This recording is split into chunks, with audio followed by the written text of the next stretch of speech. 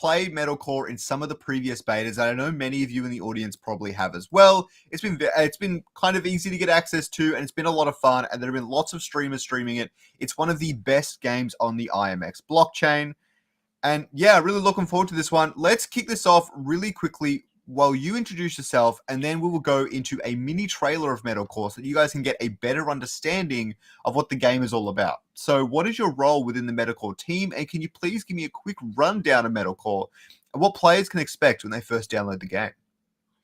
Yeah. Yeah, thanks for having me. My name is Dan Nikolaides. I'm the CTO of Studio 369, who are the primary developers of Metalcore, and I basically oversee all production and technical development of the game, as well as kind of the Web3 team. And Metalcore is a large open scale multiplayer third person shooter with infantry and vehicles, mechs, aircraft, and tanks all on a massive battlefield. You can play the game in PvE mode, PvP mode, kind of a mixture of the two. So it's a little bit of everything for everyone, sort of. But also, it's kind of our take on a couple of games that have really inspired us, like Titanfall and Mm. PlanetSide. And so we really tried to kind of evoke that feeling of large, open scale, faction based war, planetary scale combat, right? With mechanized, with mechs in our case.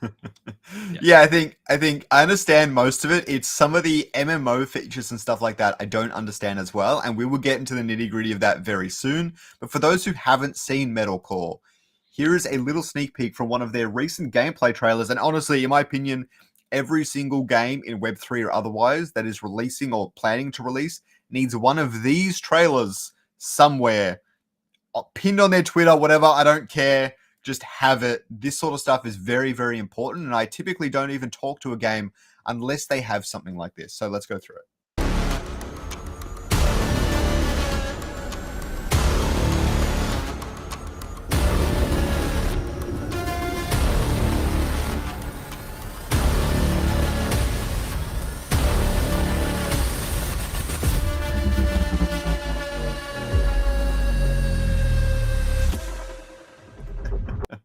Keep going. Keep going.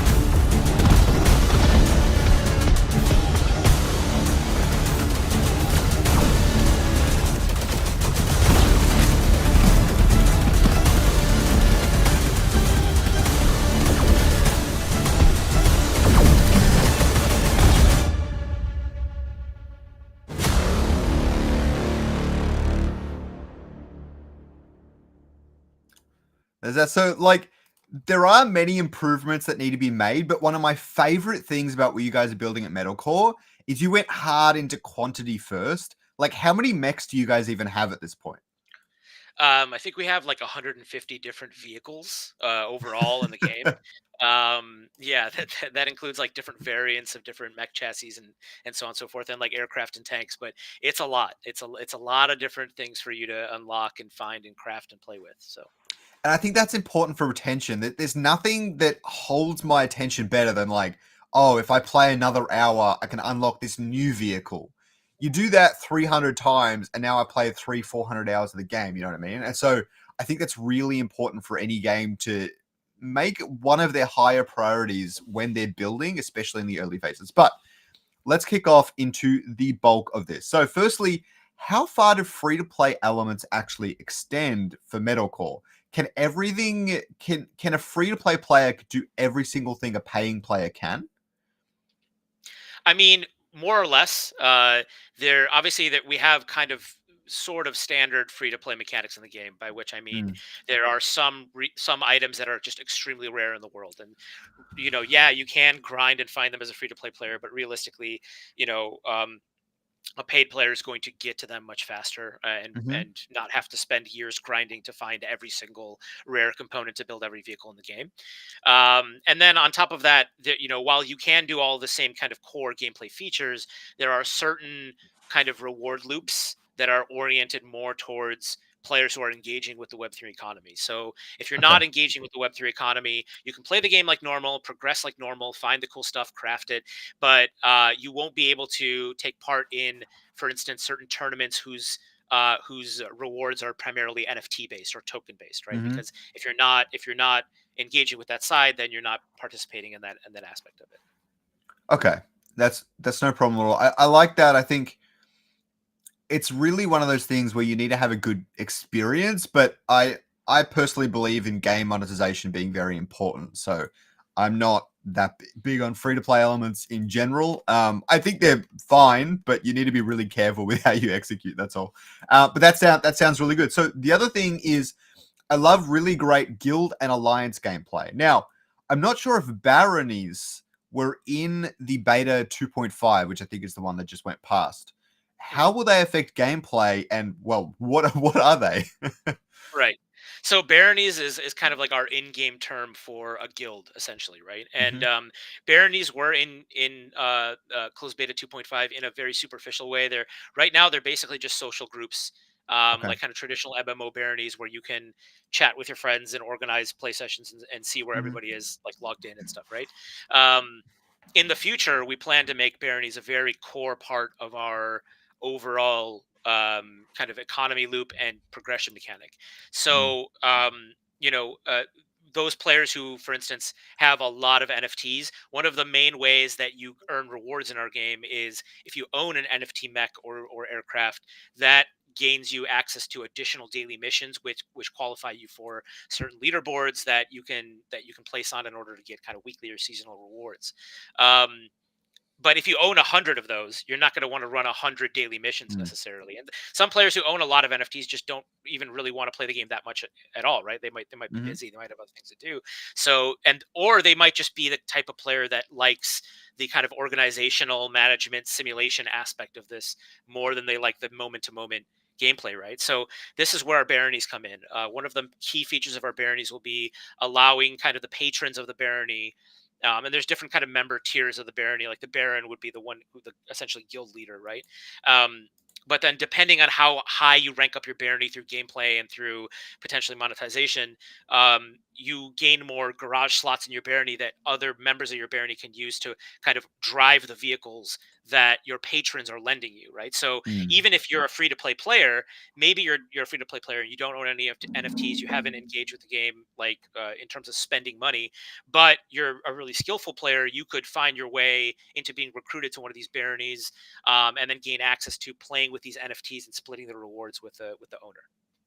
So on that note, are the NFTs, for example, if you had, are all the mechs NFTs, or are the NFT mechs more powerful than the non NFT ones? So all of the units in our game, infantry, tanks, aircraft, and mechs, can become NFTs. They're Okay. not automatically NFTs when you first craft them. You have to convert them into NFTs, and when you convert them into NFTs, it gets you certain benefits, right? So one of the benefits it gets you is access to these additional daily missions. Another Hmm. benefit it gets you is that ordinarily, when one of your vehicles is destroyed in combat, you have to pay to repair it. NFT vehicles automatically repair the instant they're destroyed, so you don't have to spend those in-game resources in order like farm those in-game resources to repair your vehicles constantly. So that's just an extra perk of having a vehicle as an NFT. So we see the natural progression for players is, they earn a vehicle through Web 2 free to play gameplay. Maybe they spend a little bit of premium currency in order to unlock the craft ingredients needed to get a good vehicle. They level it up a little bit. They realize this is a vehicle that I really like playing. It's kind of my bread and butter. I want this every session. And so I don't want to have to deal with repairing it every time. I want to kind of boost it and be able maybe even potentially lend it to my barony, and that's when they'll be upgrading it to an NFT. Mm. Yeah, absolutely. I really like the idea of lending around mechs. I have some questions later related to some of my first impressions with the game, and I think lending out assets and things like that, and working with a team will fix a lot of those things that I had issues with when I was playing. So, but the next thing is, I saw a message, and I think it's just referring to the referral system where it says build your army, but it brings something to mind where, do you think there will be a way to create NPC soldiers and create them in the game and control them in the game and things like that in the future? Yeah, so one of the kind of ideas of our progression system is that you're kind of building up your garage. So you're getting a bunch of infantry power armor suits, you're getting a bunch of tanks, a bunch of aircraft, and a bunch of mechs. And while in any one session you're limited as to how many of these you can use at one time, Hmm. overall you're still potentially building up this huge stable, or we call it your garage, this huge garage full of different, potentially units, right? Um, and in one sense, I think that that's referring to build your army in terms of your Mm. barony, like make these all of these things would be things that your barony mates can use to great effect to in barony versus barony tournaments or wars or whatever we have in the future. But also, we do plan on other types of game modes in the future and other game experiences in the world of metalcore that isn't necessarily this third person shooter and potentially could be simulation games, things where you are more of a kind of an overseer role, and all of these things that you have take the place of kind of an army under your control. Mm.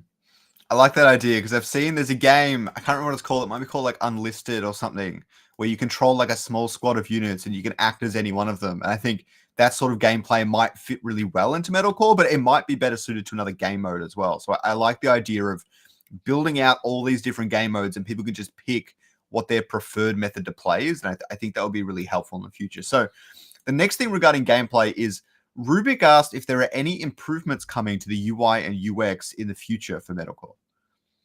Yeah, I mean, the game is still in active development. I Hmm. mean, every closed beta. Hopefully, if you played closed beta 1 and then 2 and then 2.5, we're coming up very close on closed beta 3. You'll see huge improvements in the UI. In terms of uh, I we don't want you to have to hop out to a separate web front end in order to link your immutable passport anymore. We'll have that in game, Hmm. right? That's a slightly easier UX. We want to display more information about leaderboards, about your potential MCG token earnings that you might be earning. Hmm. All of the kind of stuff around your barony and your social tabs and your and even the in-game UI, right? Like the HUD and the Hmm. PvP stuff is stuff we've been iterating on a lot. Closed Beta 3 is going to feature primarily a new PvP game modes that I think we've been iterating a ton on the UI specifically to help message to players like which team is winning and what do you have to do to win. Mm. So Yeah, I'm looking forward to it. I'm a UI UX designer, so I'm always looking forward to those sorts of updates. But the other thing, so let's get into some of those MMO elements I was talking about. So, firstly, does everyone play on the same instance of the world map all the time? And how many players can that even support? no, it's not. It's not a traditional MMO like it's not like PlanetSide where we have this giant map seamless transition from one zone to Hmm. another. Instead, the way it works is we have a world map and then we have individual scenarios, and the different scenarios have different kind of setups. Right? Some might be PVE scenarios. Let's Mm. say that you have joined the Metal Punks faction. As a Metal Punk, you might get access to a Metal Punk only restricted PVE scenario where you will play with only other Metal Punks. And Mm. then you might get access to a couple of open sandbox scenarios where you'll come into random conflict with other people from other factions. And then you might have access to a couple of direct head-to-head PvP scenarios where it will be Metal Punks versus Holy Corporation or Metal Punks versus Gearbreakers, Mm. and those will be more like kind of session-based matches. So depending on kind of what you feel like at any moment, you'll be able to hop into any of these experiences, and then each of these scenarios are their own kind of server clusters, so that we can match players together with kind of equal matchmaking and equal skill level, Mm. and especially like players who are looking to do different types of things. So that's how we've structured it. Hmm. That's interesting. So the other part of that was how many players do you think you can support in one? Your map's really big. There's no, I don't think anyone's going to deny that. Anyone who's played the game or wants to play the game, the map is absolutely huge. How many players do you think that could support? So what we're kind of more interested in is player density rather than how Mm. many players are supported on the whole map. And what we're looking at supporting is what we feel like a good sweet spot for a good battle in, like, let's say like a 1 square kilometer, or let's say like 2 square kilometer area would be something like 25 versus 25 or 30 versus 30 players. Hmm. We've found is about the sweet spot. So that's what we're looking for in terms of pure PvP. And then, of course, depending on the scenario. So, like, if we do a really constrained, very intimate scenario where it's like just the interior of one base, Mm, we may necessarily have to limit the number of players in there to achieve the desired density. So right now we're thinking, we may try to increase that to something like 40v40 in the future for like huge scale battles, maybe even as high as 50v50 if it's a huge area, right? But for now, we're really focusing in on those kind of intermediate size battles of like 25 or 30 players on a side, 50 to 60 players overall, on PvP oriented zones, and then probably slightly less, like maybe half of that for more open sandbox zones where you're not just fighting other players, but you're potentially with, you're fighting AI, or maybe in mm, a PvE zone where it's really structured functionally more like a raid, where it's like you and everybody else on your faction fighting against huge waves of AI and enemy bosses and stuff like that. That it's also a question of gameplay balance, right? So it's not really for us. We're not really that constrained technically by how many players can be in the world. Obviously, there is an upper bound, but we're really just trying to nail kind of the design wise, like what feels good in this play space. mm. Yeah, I really like that. I've always been a big fan of just add as many players as humanly possible, but you run into issues with mechs, right? Like 100 versus 100 players is one thing. 100 versus 100 mechs is is Yeah. messy to say the least. So I definitely get it. And some of my favorite Titanfall moments have been like 10v10s or whatever, but everyone's in like a mech and they'd go hard. And it's a lot of fun. I'm assuming you played lots of Titanfall when you were younger, when back in the Yeah. Yeah. yeah. Yeah, I played a lot of Titanfall 2. Planet Side 2 was a huge go-to for me as well. So, nailing that idea of large scale battles that you would get in Planet Side 2, where it would literally be like 50 or 70 or 100 people on each side, and it would just be kind of this utter chaos of throwing bodies at the capture Mm, point, and just wars of attrition, right? That is definitely something that we want to capture that feeling of, mm. and we're going to do it in a slightly different way than Planet Side, but still kind of with the same underlying goal of getting that feeling. I'm looking forward to it. Let me put it that way. So, the last thing I want to talk about regarding gameplay is the progression systems. Can you take anyone who's not quite familiar with the game through a little bit of a how does the progression work? How do you unlock your next mech? How do you unlock the last mech, and so on? Yeah, so it's kind of early game. There's a little bit of a bit of hand holding for you, right? Like, so we give you some simple daily missions. You'll get more access to PVE servers and some easier missions to complete. And the kind of core mechanic in Metalcore is, like, fictionally, these people have lost all of their ability to craft these items. So really, they need to find the things that exist in the world and scan them so that they can get the architectural blueprints to build more Mm, of them, right? The engineering blueprints. So really, the cycle in the game is you find a mech or a tank or an aircraft that you like in the world, and you kill it, and then you get to its like wreckage and scan it and try to see if you can piece together the pieces you need in order to craft it later. mm, So early on as a player, we'll give you the first couple of those in your starting missions, but then mm, later on, you kind of have to start to explore the world and find these rare heavy mechs, and kill them. Right, like that's going to be hard in and of itself. You might need to recruit a group of other players. To a degree, it's going to feel a little bit like Monster Hunter, right? Like, mm, where's the super heavy that I want to take down? Find it in the world. It's a super heavy, and you might not have one yet. So you might need a squad of other players. Message the server, tell them to all come with you and just destroy this mech, and then maybe you all need a roll for who gets to scan it, right? Um, so basically, that's the core progression mechanic is finding these vehicles in the world, scanning them, and then being able to kind of cobble together the pieces you need in order to craft those, using the parts that you find from destroying them and also from kind of just scavenging the world. mm. I always had trouble getting all the parts up. It felt like a real grind to me, but I think I was just really bad at the game, to be honest. So, We also um, don't have our first time user experience quests done yet. So far in closed beta, players have been. I want to stress that our closed beta so far have not been particularly player friendly. We've been mostly using them to test scale and like gameplay balance and stuff like mm, that, but less so like making the first time user experience really smooth. So, in future iterations, you'll feel a little bit more of kind of an easing in to getting all this stuff. Yeah, yeah, it felt like a little bit of a struggle, but no, I'm looking forward to playing in the future, especially these sorts of games really hit their stride at volume. And during one of my favorite things about that big, you had like a 3 day event where you could win all these prizes and stuff like that. My favorite thing was there were so many players online during that it made it super exciting. I would run into some of the really heavy PvP zones and get absolutely destroyed, but it was really fun seeing like 10v10 mechs just like wailing on each other. It's one of my favorite gaming experiences, and I'm really looking forward to when Metalcore really hits that spot in its full launch at some point. And we'll talk about that very soon. One of my favorite things about an AMA is I can ask some of the behind the scenes questions as well. So the first thing is, how big is the Metalcore team, and are there plans to build out more games or just enhance the current experience? Yeah, we're about 25 right now. Mm-hmm. So, and that's not counting some external people who are helping us with the Web3 stuff, especially the Immutable team. There's a bunch of Mm-hmm. dedicated, designers and Web3 like specific, like economy designers and devs and stuff that are helping us out on that front, and they've been hugely helpful. And we have a number of advisors as well, like. We're working with HLV and a couple of others who are really helping us figure out the go-to-market strategy.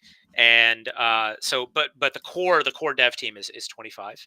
And yeah, to answer your other question about other game experiences, we're actively working on one right now. I think we're going to be announcing it very soon. But we're actively working on kind of like a more casual way to approach metalcore internally, and we're really excited about it.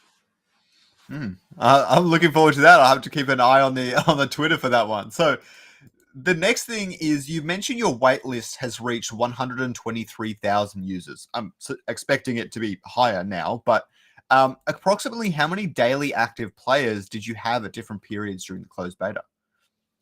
So we had, I think, around 2,000 DAU Hmm. in CB 2.5, which is really good for us. We've only whitelisted, I think, 7 to 10,000 players total. So Hmm. getting 2,000 of them in like on a daily active user basis, and we saw that of the people who were like solid daily active users, they tended to have pretty high play times. So over like a 2 week period, the average playtime for an individual player was something like 30 hours Hmm. for over 2 weeks, which is pretty solid for especially for a game that's still in closed beta. So we've been really happy so far with the results that we've had. That's really interesting because Alluvium's numbers are very, very similar. So, um, like in terms of percentages, about 25% of the downloads have played, and the retention's really similar as well in terms of hours and playtime and stuff like that. And I think that's fascinating because a lot of people in Web3, they tend to say, oh, Web3 players only play mobile games, or Web3 players aren't playing games or aren't gamers or whatever. But I think we've seen enough proof now that there are people playing these games, especially the PC games, and they enjoy them and they play them a lot. And that makes me really excited for the future, especially for IMX. I think some of the top exciting PC games are on IMX, or the ones that are deep in development at least. Yeah, yeah, yeah. I mean, obviously, there's no question that there's more mobile gamers out there than there are PC gamers, but I think it is. You're absolutely right that there's plenty of Web3 enthusiasts who are also hardcore PC gamers and Hmm. would perfectly overjoyed to play games like Metalcore that are also Web3 games. So yeah. Oh, absolutely. You just need to make a good game, and they will come and they will play it. They will try it, and some of them will get really hooked on it too. And I think that's really awesome. So after that, we'll move on to some of the blockchain and NFT elements. And I saw this question in the chat earlier. When TGE? I'm legally not allowed Yep. to answer that question yet, but the answer is very soon. Please join our Discord, and you guys will get the info as soon as we're allowed to share it.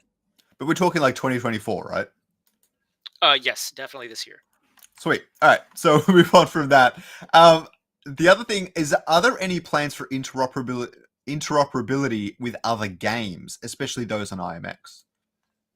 Yeah, I mean, we've been talking about with other games about like integrating their characters, letting you play with other games NFTs, and then like vice versa, letting our characters kind of play in other games. Hmm. I think it's an interesting proposition. I do think that there's kind of a level at which we may be at times a bit too purist about the IP of our game and be like, Hmm. we don't want like cat soldiers, running around our like, not wearing helmets and like looking like, whatever, like cartoon characters. And maybe to some degree we all have to eventually let go of that. But probably in the future, we'll, as we integrate more and more things and those partnerships become more real, like it'll for sure happen. I think you can definitely get really creative with it. I think people would want something like a soldier with a giant cat head running around the battlefield, but I personally think there's nothing wrong with things like the logo or the NFT PFP Yeah, is like yeah, yeah, printed on a jumpsuit or whatever it might be, you know? So yeah, yeah, I think there are yeah. ways. Yeah, for sure. Things like, and the interesting thing about our game is that we specifically set it up such that it's kind of like it's Earth based culture 1,000 years in the Mm. future, and they're using these logos, these old corporate logos, as almost like totems. And so it fictionally it does actually make sense to see like an alluvium logo on a mech, because like they unearth the game alluvium, like after 1,000 years, and they're like, probably there's some people worshiping it or something, right? So there's like that kind of aspect of it actually totally makes sense. That'd be really funny. But yeah, I think people love interoperability in Web3. I think I'm not a game dev, but I know how difficult it actually is to integrate. And so I don't hold people to be like, you have to integrate things or you're in trouble or whatever. But I really love the creative solution. I think that sounds really cool. So the next thing is what is the MCG token and how can people actually use it in the game when it launches? So our MCG token is basically it's a capped utility token, and the way it works is we have a huge community reward pool, Hmm. and as you play the game, specifically, basically any player who plays the game, but increasingly so, or like more so premium players who own NFTs, who are maybe soft staking MCG in their wallets, who have spent money or whatever on the game, or premium players, will gain access to different reward pools. So there are kind of Hmm. casual reward pools that are just for regular free to play players who just want to play, and they all kind of share the access to this one big reward pool. And then Hmm. there are more dedicated reward pools that are either more competitive or more oriented to specific communities, like baronies, at the Hmm. various tiers, or like, yeah, like competitive PvP players, stuff like that, right? So and then all those different reward pools, depending on which ones you're participating in, will pay out in weekly or seasonal rewards, and then the MCG that's rewarded will be redeemable in game for our in-game premium currency. So basically, the currency that we use to as our essentially free to play premium currency is our token MCG is redeemable for that. So instead of like going and buying premium currency with fiat on a web store, you can just take your MCG that you've earned as rewards and then redeem it as premium currency in the game. Oh, I see. Okay. And can it go the other way as well? If you buy premium currency in the game, can you swap it for MCG?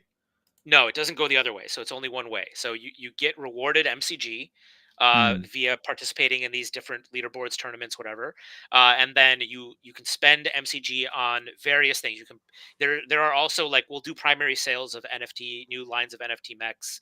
We'll do primary sales of like certain, like, primary weapon packages Mm. and things for the various loadouts.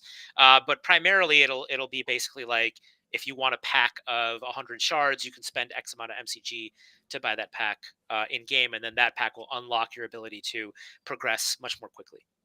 Mm. Okay. I'm looking forward to it. I think, yeah, I never really think about what can I spend this on, but the idea of buying a mech with it, I would definitely buy a mech with it. I don't know. I'm all about, if the game's all about mechs, I'm all about mechs. You know what I mean? Like I love a good mech game. Let's just put it that way. Yeah. So, And it's also the primary way that you would convert. I mentioned earlier that most vehicles in the game start off as Web 2, standard Web 2 vehicles. hmm, MCG is the currency that's used to convert those from okay. standard Web 2 vehicles into NFTs. Yeah, we've been seeing that happen a lot across different Web3 titles and things like that. I think that's a good way to do it. I think even Guild of Guardians is doing that right now. And it's one of the better ways to integrate this into a really great free to play experience. And so I like that. That's good. So the other thing is, Why did you actually choose IMX for Metalcore? And is it on ZK EVM or IMX? It's on ZK EVM. Okay. We chose IMX because I mean, there's just so many true game devs that work there, and they really Mm. understand what a game dev. I mean, we are traditional game devs, right? So we did not come from a Web3 background. We were hoping to partner with people who really um, could work with us as if we knew almost nothing about Web3 when we first started working on this, right? Hmm. Which was the case.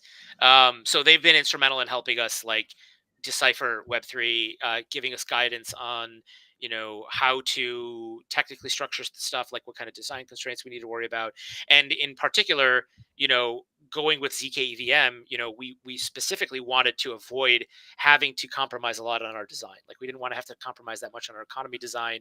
Mm. We wanted to make sure were on an extremely low gas fee L2, um, and we wanted to have essentially like an API that we could treat as if it was just like a regular Web2 game backend from the technical perspective, and really just worry about our tokenomics and our overall economy plan, but not really worry that much about the Web3 integration. And that's been a kind of a key feature that Immutable's given us as a developer partner. So you say you've come from a Web 2 background. Are there any titles that you've made in the past that people can check out? I mean, yeah. I mean, I worked at Midway Games like almost 20 years ago. Worked on Mortal Kombat series. Worked on Mm. Stranglehold, Wheelman. Helped out Epic on Gears of War 3. I've been making games for like I said, almost 20 years. So I've released dozens of titles from like PC, console, Xbox 360, PS3 stuff, all the way up to um, you know uh, like VR, Oculus VR stuff, right? So just kind of like a little bit of everything everywhere. I've kind of bounced all over. So yeah. Do you think you'd ever be able to get? I have two VR headsets. Do you think you'd ever be able to get me VR inside a mech? 100%. Yeah, yeah, yeah. I mean, I think we've already started talking about certain types of game modes that might take place exclusively in like air combat, or like we talked about like the skies of Karani, or maybe even like orbital combat, where it's literally just like like X-wing versus Tie Fighter type stuff, and that I think that would be super awesome as a VR experience too. My favorite VR experience of all time is I used to play Star Wars Squadrons when the servers had players in it, and Yeah, there's no feeling like a VR flight sticks and everything sitting in an X-wing.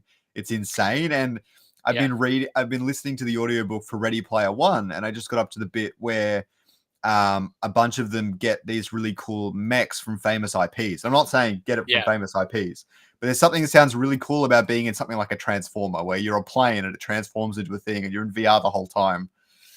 That would be yeah, a yeah, killer experience.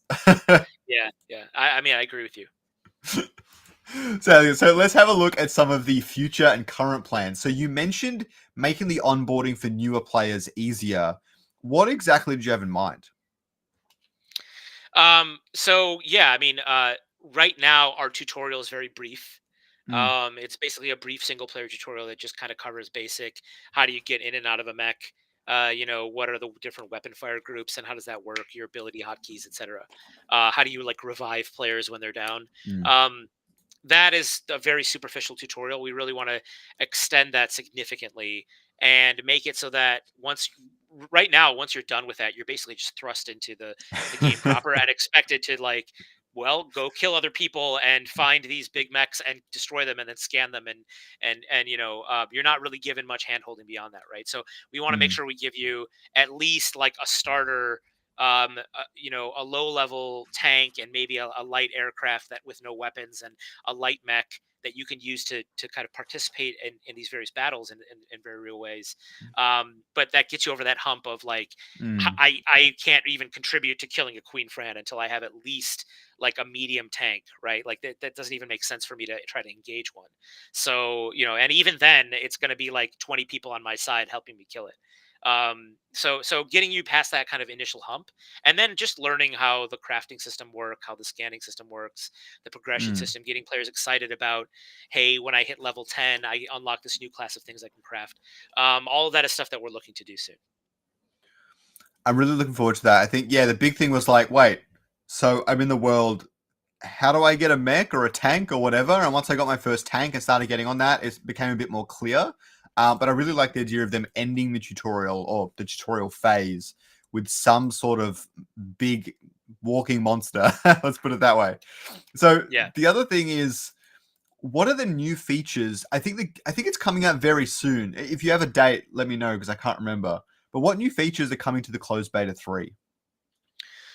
So the main new feature that's coming to closed beta 3 is we have this kind of interesting new session-based PvP mode that we're Hmm. releasing, where the way it works is the objectives are semi-randomized. So we have a bunch of different objectives, and like one of them is essentially capture the flag.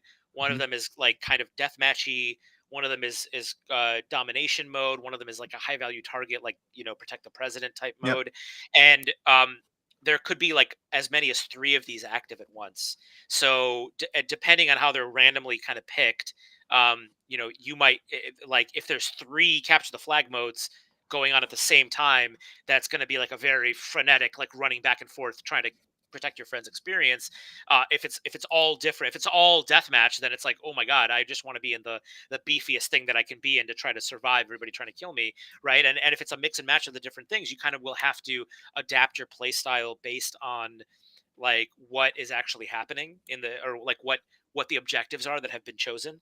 So I think that's a very kind of a new thing that I haven't really seen anywhere before, and that's for our session-based PvP mode. In addition to that, we're launching social hubs for the different factions. So you'll be able to actually talk to members in the faction live in kind of a safe zone.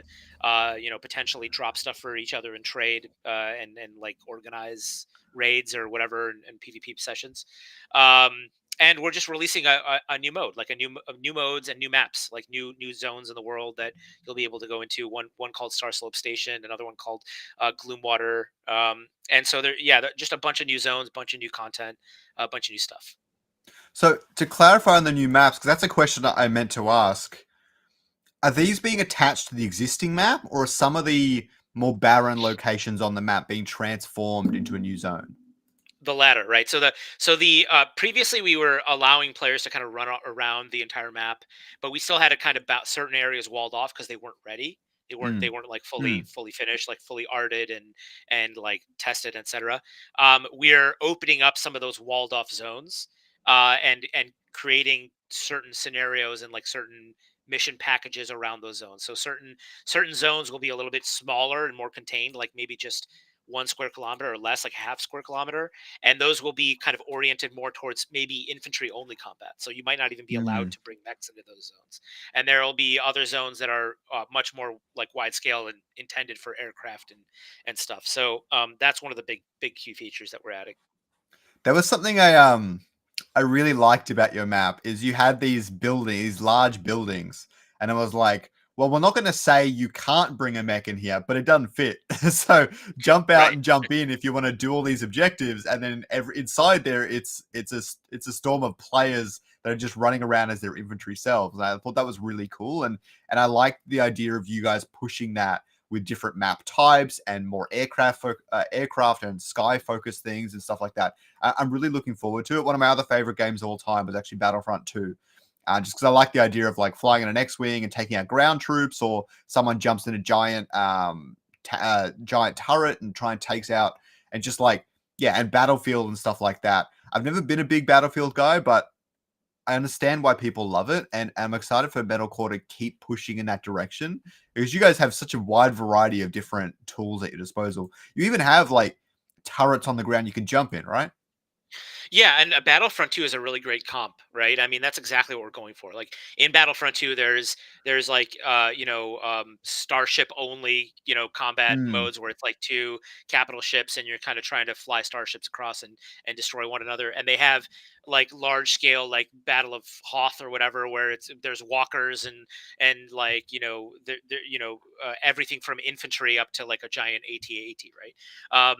And then there's also like an interior of a base where it's only infantry and it's meant to be to Mm. feel a little bit more like a Call of Duty map, right? And we're Mm. going for that same feel where we're trying to create scenarios of different scales so that no matter what you have, like maybe you're a player who's just a free to play player, you don't care about the mechs, you don't want to spend a whole lot of money, you just really love infantry combat, and that's your bread and butter, and that's all you want to do, and that's fine. Like, go ahead and do that, and we'll have a scenario for you to just kind of do constantly. So I have a bit more of a pressing question on that note. There are a lot of really great shooters out there, generally speaking. And honestly, I can see a lot of fantastic differences with your game, especially some of those MMO and crafting elements and things like that. What else separates Metalcore from the vast array of shooters, Web 2 and Web 3? Yeah, it's a really good question. So we are going for much less of a like a Twitch based FPS ultra high skill cap, Hmm. get headshots and dominate everybody gameplay style. And we're going much more like a little bit closer to something like Overwatch, where it's more about making sure that you have a full squad of people and different players fulfilling different roles in that squad, right? So you're gonna need a medic, because if anybody on your team goes down, there's got to be somebody to heal, right? And you're gonna want a scout to pinpoint enemy locations so you can see them on your minimap, right? Otherwise, it's really hard to tell where people are coming from, right? And intel is the name of the game. Like if you know where they're Mm. coming from, you can set up and set traps and whatever. And then like, do you want heavies? Do you want snipers? Depending on the situation, are you trying to hold a point? Are you trying to force into a point? Are you covering fire? Are you like suppressing? Are you trying to mine like an area so that anybody who runs past in a vehicle gets blown up? All of these are. It's like you are going to have to learn to figure out what role you want in a larger engagement, and we want to really promote this idea of cooperation amongst players, so that it's not necessarily the player.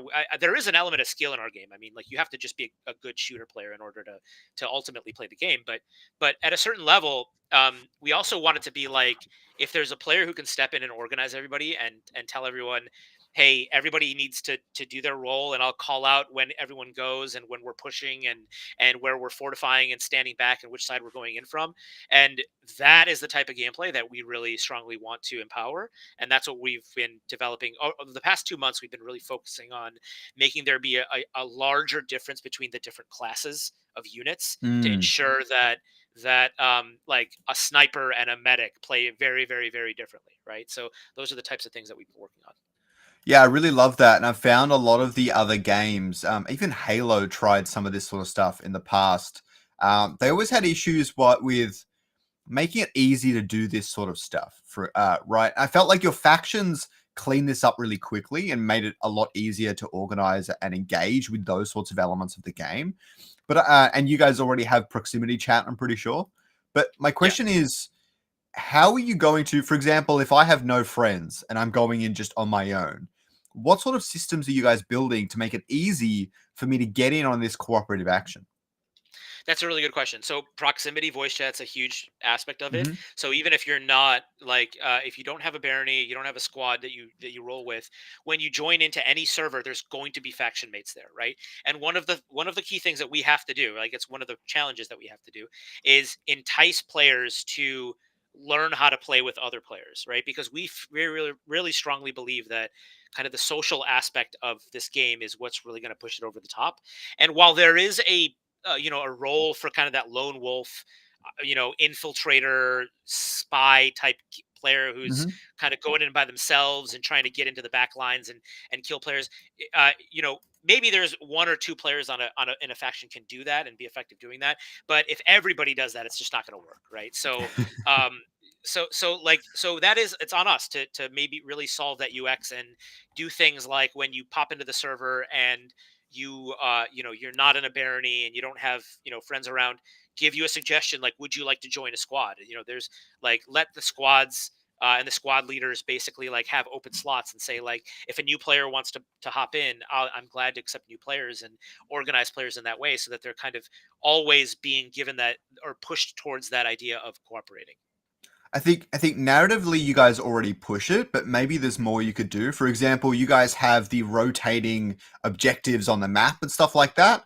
But what I found is you've got to be careful not to split up players too much. There's something fun about Yeah. there's one giant point on the map, and now every single player converges on that, and then everyone's close enough that they can use proximity chat to organize or take leadership roles and that sort of stuff. And when you have too many objectives on the map, it kept splitting up the factions a little bit too much, and it was hard to know how to be with all my comrades and stuff like that. And so maybe there's elements there where you can keep driving that narrative really, really closely to make sure everyone's interacting with each other. But yeah, that was easily my favorite part of the game, is when I found this spot that was like 10v10 people like fighting there on mechs. I'm like, oh, I'm gonna go over there and help. I want to do that. Yeah. That sounds funny as hell. Yeah. So I jumped over Yeah. there, and it was a lot of fun. So I'm looking forward to enhancing those features. Yeah, like empowering those leader roles is definitely like one of the main things that we want to do. And fictionally, as you're saying, one of the big things that we're going to do that with is like rank and basically like Mm. if you're a general of the metal punks, like you should have the ability to basically broadcast a server wide message to all the metal punks that's smack dab in the middle of the screen, like go here, do this, right? Like I am telling you to go do this, and that sort of thing is I think like adding more things like that and allowing players to kind of work their way up to that is what will really help do that. That would be absolutely perfect. That would fix a lot of that stuff, and I don't think I've ever seen that in another game. I think you've got a good awareness of what separates metalcore, and that's really important for any team, really. So I'm very impressed with that. So the next thing is, what do you think is the most important for the Web3 gaming genre to gain mass adoption? When you say gain mass adoption, you mean outside of just the Web3 enthusiasts? So going Just back to Web2 what gamers. what is the most important thing for a Web3 game to hit 1 million players, or a Web3 Yeah. PC game? So I mean, I'll just give the obvious answer, which is it has to be a good game, first and Mm, foremost. And I do think that like the gap in kind of acceptance of Web3 games, to a certain degree, is just going to get eroded by time. mhm. And the primary way that that will be eroded is if good games come out and stay in the market and steadily grow and grow by just being good and continually good and having an engaged user base. There's enough players in Web3 that are just Web3 positive gamers that we can sustain this game indefinitely. And as long as we keep that going and keep that kernel of kind of like solid daily active users, monthly active users going, and we can attract people who might be on the fence over time and steadily grow. And I think that's kind of we're not looking to kind of um, suddenly overnight become like a viral 100 million player game. Like that's unrealistic. But if we can just be a very very good game for the types of players that are already fans and are already in our community, and get them to be evangelists for us, get them to tell all their friends, hey, you should try this game, this game's super super fucking fun, like that's what we really want, and that's ultimately Mm. what we're going for. I think I think people underestimate that, and I didn't used to think that way up until about a year ago, but now I'm starting to recognize a bit more that organic and slow growth is very, very important. I think a good example I can recall is probably No Man's Sky. No Man's Sky had a certain launch that wasn't particularly positive or well Right. received. But they kept building for 2, 3 years, and eventually that player base stuck around because there were lots of frequent updates. There was cool stuff that was added and things like that. They kept having fun, and then just slowly more people tacked on, and they kept retaining players that were really engaged with the ecosystem. I think any Web3 game that has a good game has the potential to do that. But those that are just that don't have a very good gameplay loop or aren't updating frequently enough, they're going to have a Yeah. lot of trouble with that sort of thing. And I think that's why I love a lot of the IMX games. They're really going for that high quality, that hit at the start. Yeah. Agreed. So the next thing, I've only got a few questions left. So the first one is, this seems like a really great controller game. I don't normally play a first-person shooter on the controller, but if I'm in a mech, maybe I will. Are there any plans for launching this on console? um Not immediate plans of launching it on console. We plan to have Hmm. controller support for PC before that, and we actually already have at least partial controller support. I see Blue Bottles in chat. I know he plays sometimes with a controller, and it more or less works, except for there's a couple things that you still need your keyboard for, primarily like UI related stuff. Mm. But yeah, 100%. We want players to be able to play it like a controller game, and then once we do have that, obviously it'll be easier to eventually port to console. What the main barrier right now with porting to console is, uh, y- you know, resolving the Web3 issue with them, right? So it's just a matter of figuring out how to make the right kind of build, similar to kind of launching on Steam. There are some Web3 games that do launch on Steam. Our primary launch platform right now is on EGS, which is pretty like lax about our ability to kind of include they don't want to be in the payment path of any of the Web3 stuff, but they're okay with us Mm, including the use of NFTs and tokens and stuff in our game. Steam and the consoles less so, but there are versions of our game that we could build specifically for those platforms that would just strip out some of those kind of those features, and then would require you to, for instance, log into your account on your PC like on our website and manage any of your NFT inventory through there and not do it through the console, right? So that's just kind of like a whole bunch of additional things that we have to figure out in terms of the UX and the economy loop. So yeah. yeah, I don't know if many Web3 games have gone to console yet, but I think it would be a big deal when people start doing that. Although I understand it's not that simple, right? Especially with the NFT elements. And so once someone cracks that, it's going to be a big deal. But until then, it's going to take a little while for people to build out those systems.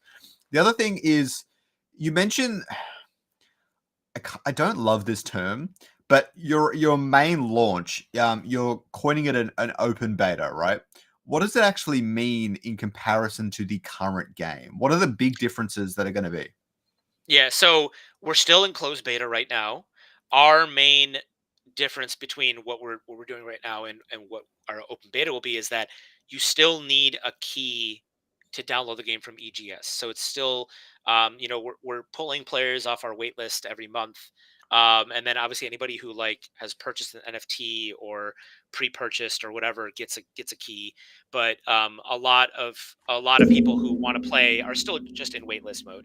Um, so that in our open beta, obviously the term open meaning we'll just allow anybody to play, and we're trying to grow responsibly and organically, but also like steadily, right? So we don't really necessarily have the capacity right now for 100,000 CCU. Hmm.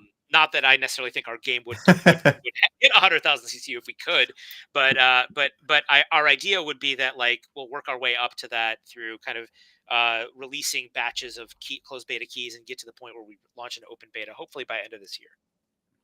Mm. So, do you guys have resets and stuff at the moment? And resets will stop for open beta? We do have resets. We're still talking about what resets we'll continue to have. Obviously, if you have an NFT, that will never be reset. So, Sure.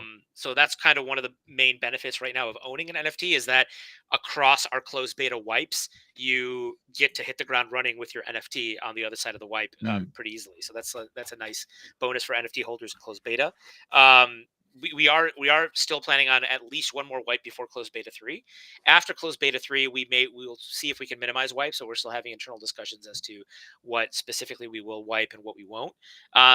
Anything that you kind of purchase as a fully composed unit, um, like if you buy a mech outright, we may like wipe it back to 0 XP, but then we would re-grant you that mech on the other side of the wipe, right? So Mm. you wouldn't lose the mech, you might just like lose the time you spent grinding it in the closed beta period. So that's the way we're thinking about it right now. Yeah, that should be really interesting. It's one of those things where you be more aware of it when you're deep into the metalcore ecosystem. So, speaking of that, when do you think the closed beta 3 might start? I don't think we are ready to announce when closed beta 3 is going to start. I'm not sure if that's public yet. It's kind of tough because it is somewhat, it's kind of tied into some other major announcements that we'll have in the near future as well. Sure. So So all we're of that talking stuff like will be coming pretty soon. we're talking like Q3. Even sooner. Okay, interesting. So for those who are watching and are going to watch the video later and things like that, we're going to start to wrap this up now. So what is the best way that a new player who's never seen Metalcore before, or maybe is a little bit involved, can get access to the game or get access to closed beta 3? Yeah, so you mean the best way, the way to guarantee that you'd get access to closed beta 3 is to get one of our Infantry Genesis NFTs, buy one of them, and gaining an NFT will automatically get you access to a beta key. Otherwise, you can feel free to sign up to our website on metalcore.gg, sign up on the wait list, create an account, and we give out free beta keys from time to time. But yeah, right now that's the best way to do it. So for anyone who's not aware, you can just jump onto the Metalcore website, put in your email address, and subscribe to the waitlist. And probably jump in the Discord, and I'm sure you might be able to get a little bit more favor that way as well. I know a lot of games tend to do that. So with that, is there anything else you want to leave us off on before we wrap this one up? No, I mean, I think you asked a lot of really good pointed questions about Web3 game dev. So I'm happy that that you kind of came and kind of asked the right stuff. A lot of these are very vague, so I appreciate the specificity of the questions. No, I'm not vague. If I want to learn more about something, I dig as deep as I can.